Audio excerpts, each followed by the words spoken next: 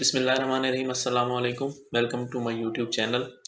आज हम एजुकेटर की जो 2023 की पॉलिसी आई उसको डिस्कस करेंगे। तो उसके अंदर सबसे पहले एज लिमिट के बारे में बताया गया है कि एज लिमिट कितनी होनी चाहिए। तो इसमें जो मिनिमम एज है मेल कैंडिडेट्स के लिए वो 20 साल है और जो मैक्सिमम है वो 30 साल है। लेकिन 5 ईयर्स की जो है 5 साल की जनरल एज रिलैक्सेशन भी दी गई है, यानी टोटल 35 साल तक है। और जो फीमेल के लिए रिलैक्सेशन मिला के टोटल एज 5 साल की उनको जनरल है और 3 साल की स्पेशल रिलैक्सेशन है, मतलब उनको 8 साल की रिलैक्सेशन दी गई है। और डिसेबल के लिए ये 15 साल की है।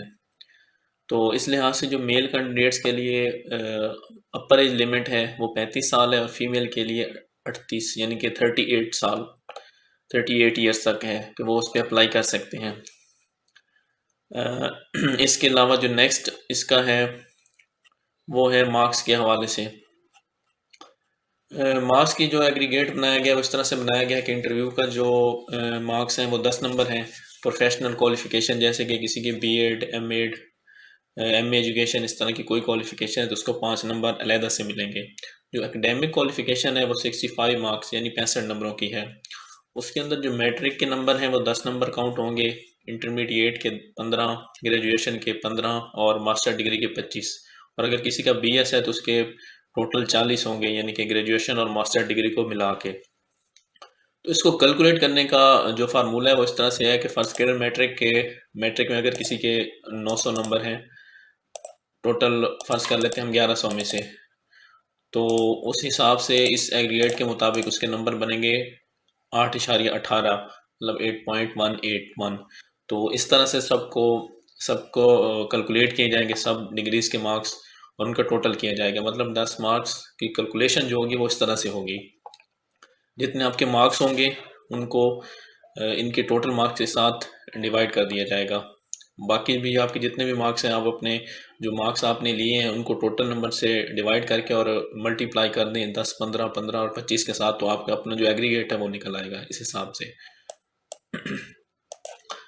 उसके बाद जो नेक्स्ट इनके बारे में बताया गया है हाफिज़ कुरान के बारे में, कि जो हाफिज़ कुरान है उनको इस हिसाब से अलहदा से 5 नंबर दिए जाएंगे। यानी कि अगर किसी के पास उसकी डिग्री है जो हाफिज़ कुरान की होती है तो उसको 5 नंबर उसके अलहदा से दिए जाएंगे।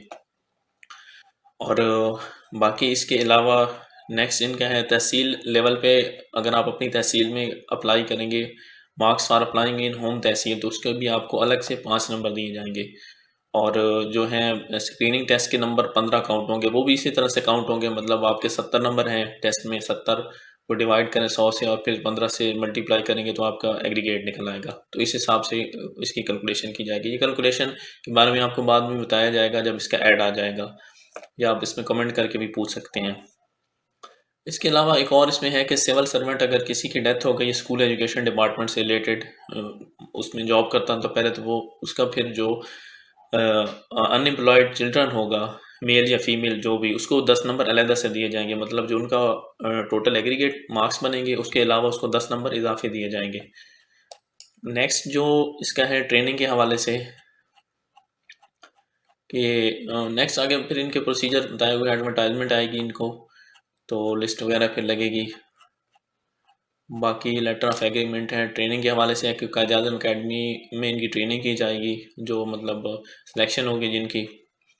और डिग्रीज़ और सर्टिफिकेट के हवाले से ये है कि आपकी हर वो डिग्री जो एचईसी से रिकॉग्नाइज अगर आपने किसी यूनिवर्सिटी से की है तो वो एक्सेप्टेबल होगी। अब इसमें आप अपनी यूनिवर्सिटी को देख लें कि वो एचईसी अगर रिकॉग्नाइज है, जैसे कि अल्लामा इकबाल ओपन यूनिवर्सिटी का अक्सर पूछा जाता है या दूसरी यूनिवर्सिटीज़ का, तो अगर वो उससे है, जो भी है यूनिवर्सिटी आपकी, तो एक्सेप्टेबल है। अगर उससे नहीं है तो फिर वो आपकी डिग्री एक्सेप्टेबल नहीं होगी, मास्टर की या बैचलर की। और अगर मैट्रिक इंटर की है तो वो बोर्ड देखा जाएगा कि वो किस बोर्ड से है एफिलिएटेड। इसके बाद जो नेक्स्ट इसका है स्टेप वो है क्वालिफ़िकेशन के हवाले से, कि ईएससी जो आर्ट्स की क्वालिफिकेशन बताई गई है, मतलब जो 14 स्केल होता है प्राइमरी लेवल पे, जो उनके लिए आपकी मास्टर डिग्री होनी चाहिए उर्दू, इंग्लिश, इस्लामियात, अरेबिक, पाक study, political science, history, geography, sociology, home economics, economics, statics, psychology और एजुकेशन। इसके अलावा अगर आपकी किसी चीज़ में डिग्री है, फर्ज करें जैसे कॉमर्स वाले हैं या इंजीनियरिंग वाले हैं, तो वो इसमें अप्लाई करने के अहल नहीं है, मतलब वो इसमें अप्लाई नहीं कर सकते। ये आर्ट्स का बताया गया और साइंस का भी इसी तरह से है कि physics, chemistry, zoology, botany, biology, mathematics, जिसकी इनमें से किसी एक डिग्री है तो वो साइंस पे अप्लाई कर सकते हैं। इसके अलावा जो प्रोफेशनल क्वालिफिकेशन है उसमें BEd, MEd, EdD, M education, MScEd और ये इस तरह की चीज़ें हैं इसमें। नेक्स्ट जो ईएससी आर्ट्स के हवाले से बताया गया है कि जो डीजी खान और राजनपुर के जो एरियाज़ हैं वहाँ पे अगर आपकी डिग्री, वैसे मास्टर डिग्री होनी चाहिए बाकी पंजाब के लिए, लेकिन जो राजनपुर और डीजी खान के लिए, इनके लिए बैचलर डिग्री भी एक्सेप्टेबल है। मतलब आपकी अगर बैचलर डिग्री है इनमें से किसी सब्जेक्ट में 200 मार्क्स के साथ, तो फिर आप अहल हैं, लेकिन सिर्फ डीजी खान वाले और राजनपुर वाले, बाकी नहीं, बाकी पंजाब के लिए मास्टर डिग्री है। तो इन दोनों को उन्होंने एक रियायत दी हुई है। सेकंड इसमें एससी आर्ट्स में, मतलब जो 15 स्केल होता है उसके लिए भी सेम है जैसे कि ईएससी आर्ट्स के लिए, एक जिस सब्जेक्ट में आपकी डिग्री है वो सेम ही सब्जेक्ट है, उर्दू, इंग्लिश जो भी है, और साइंस के भी वही सब्जेक्ट हैं, तो आप उस पर भी अप्लाई कर सकते हैं। मतलब जिसके पास ये डिग्री हैं वो 14वें स्केल पे भी अप्लाई कर सकता है और 15वें पे भी अप्लाई कर सकता है, सिंपल इज़ दैट। और बाकी एससी की बताई हुई हैं, लेकिन वो पीपीएससी के थ्रू आएंगी, वो अभी इसमें नहीं आ सकती जो 16 स्केल होगा। इसके अलावा पीईटी की जो है, पीटी जिसको भी बोलते हैं, उसके लिए स्पोर्ट्स साइंसेज और फिजिकल एजुकेशन में आपको मास्टर होना ज़रूरी है, और डीएम जो ड्राइंग मास्टर होते हैं उसके लिए आपकी मास्टर डिग्री फाइन आर्ट्स में होना ज़रूरी है, तो आप इस पर अप्लाई कर सकते हैं। और कंप्यूटर साइंस वालों के लिए जो है एमएससी, वो एमएससी होनी चाहिए, या बीएस हो, या मतलब मास्टर होना चाहिए या बीएस होना चाहिए कंप्यूटर साइंस या आईटी में। उसके अलावा जो अहम बात वो ये है कि अगर किसी की एमए एजुकेशन है या बीएस ऑनर्स है तो उसकी दोनों डिग्रीज काउंट हो जाएंगी, मतलब कि वो उसकी मास्टर डिग्रीज अप्लाई करने के लिए भी काउंट हो जाएगी, और दूसरा जिसके प्रोफेशनल क्वालिफिकेशन है ना बीएड वगैरह, उसके मार्क्स भी उसको मिल जाएंगे, और वो दोबारा से उसको करने की ज़रूरत भी नहीं है उसमें।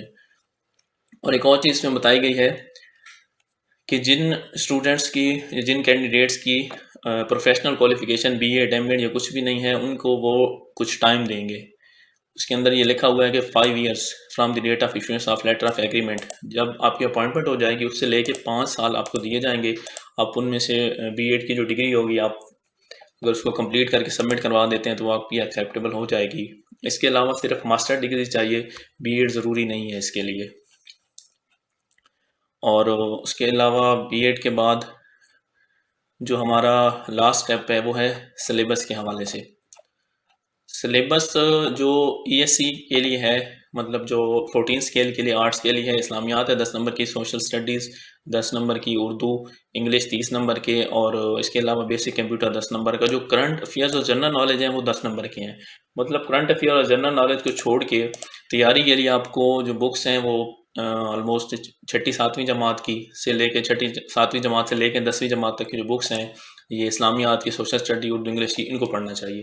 क्योंकि करंट अफेयर और जनरल नॉलेज तो सिर्फ 10 नंबर के हैं, इस पर इतना फोकस करने की कोई ख़ास ज़रूरत नहीं है, क्योंकि ये वैसे ही कवर हो जाएंगे 10 नंबर को, इतना ज़्यादा कोई नहीं है। और जो साइंस वाले हैं उनके लिए जो 60 नंबर के हैं, उनका साइंस और मैथ, और इसके अलावा इस्लामियात और सोशल साइंस 10 नंबरों की है, इंग्लिश भी 10 नंबरों की है, और बेसिक कंप्यूटर 10 नंबरों का, करंट अफेयर, जनरल नॉलेज उनका भी 10 नंबरों का ही है। ये जो एग्रीगेट बता रहा हूँ मैं, ये 100 नंबर का जो टेस्ट होना है आपका उसका बता रहा हूँ, उसका मतलब ये एक सिलेबस है। चाहे वो एनटीएस ले, पीटीएस ले, जो भी ले, सिलेबस इसका सेम ही होगा, क्योंकि सिलेबस डिपार्टमेंट ने अपनी तरफ से देना है, उन्होंने सिर्फ टेस्ट बना के देना है। लिहाजा इसकी ऐड जब भी आप इसकी तैयारी आज से ही शुरू कर दें। सेकंड फिर इसका एससी आर्ट्स में भी वही है जो ईएससी आर्ट्स में है, और साइंस का भी वही है सेम, मतलब सिलेबस दोनों का सेम है।